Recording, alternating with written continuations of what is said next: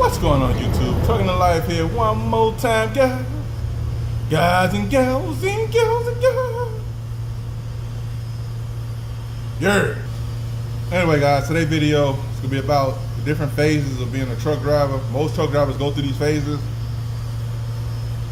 All drivers don't end up in the same phase. They all don't go through all the phases. Sometimes they go to one phase, they realize I like it here, I'm going to stay here.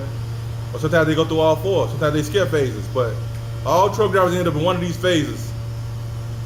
From what I've seen. Now, there probably be some phases where I'm missing on here. If I do, leave in the comments below. But phase one is a company driver, whether you're W-2 or 1099. I'm not going to the details of that on this video. But for the record too, any one of these phases could work if you make trucking work for you. You just got to make sure that you make it work. That you make it work for you. If you don't, no matter what phase you're in, you'll catch double hockey sticks because you're gonna have problems. You're gonna have problems regardless, but if you ain't got no plan and you ain't making it work for you, you really gonna have problems. But anyway, I digress. But phase one, company driver. What some guys do, they become a company driver for more than likely for a big company. Sometimes they jump around till they find the right company that works for them. And they may, in like 20, 30 years, they may be like 5 or 6 companies. It's very rare I've seen guys be with one company for that long. But it is some guys out here who do that, you know what I'm saying? For the most part, they found out how to make that thing work for them, and they doing it. Some people retire from it. Some people actually just, you know, they find a way to like make their life sustainable with just being that, and they cool with that. And I would say, I'm saying for the record to say, ain't nothing wrong with that. And ain't nothing wrong with that at all. So don't let these YouTube streets fool you guys. But anyway, I digress again. Phase two is become a lease operator. That means you like lease on to a carrier. Now you could be an owner operator leased on to a carrier. I heard somebody say, well, you're not an owner operator because you leased on, because you're a lease operator. You're not an owner operator. You own the truck and you lease it onto a carrier. Are you not an owner operator? And for the record too, do you guys think that all these carriers out here own all the equipment 100%, all of them? No, they lease a lot of equipment. Do they mean they're not owner operators? Because they own an operator company that lease trucks? Whether they got their own customers or leased on the carriers or doing third party or partnering with other carriers. But anyway, I digress. That's for the people in the back. Anyway, lease operator. When you get a truck, however you get it, and you lease onto a carrier. Some guys decide, you know, I don't want to be a company driver no more. I'm finna get my own truck, I'm finna become my own boss, make some moves, burn up the road, and whatnots. But let me tell you, it ain't all what you all think it is, man. Be honest with you, I think a lease operator, if you're an owner operator leased onto a carrier, I believe, in my mind, from my experience, I did it for a lot of years, I believe you're a glorified company driver. You just got a little more wiggle room than a company driver, but you got all the overhead and expenses of an owner operator. That's just my opinion, man. I mean, could be wrong, but that's just my opinion. So that's phase two. Now some guys get here, they realize, you know what, I don't like this, I'm going back to phase one, and that's what they do. Or sometimes they say, you know, I'm gonna stay at phase two, or some guys say, I'm gonna go to phase three. Which brings me to my next point, phase three. Phase three is when you become, you get your own insurance, you get your own authority, you go off a load board. You may have 5 trucks in this phase.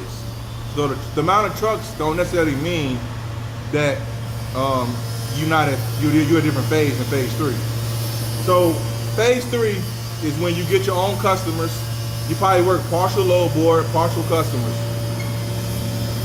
And you, more than likely, most people I've seen in phase three, they're a one-man show, or probably a one-man with 2-truck show, or a one-man with 3-truck show.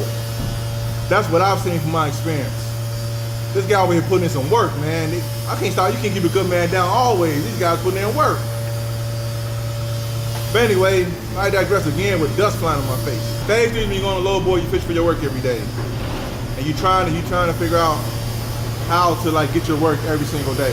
Whether it's 1 truck or 2 trucks. And even in this phase, I've seen people where they had a customer or maybe 2 customers on their own, direct customers, direct shipments, but they still more than likely have to fish on the board for their work. Because the customers they got ain't enough to sustain their business. So that's phase three. Phase four is when you got your own authority, got your own numbers, and then you finna grow your company up. And you scaling it. That means that you really intentionally growing your company every single year. You add more trucks, add more drivers, add personnel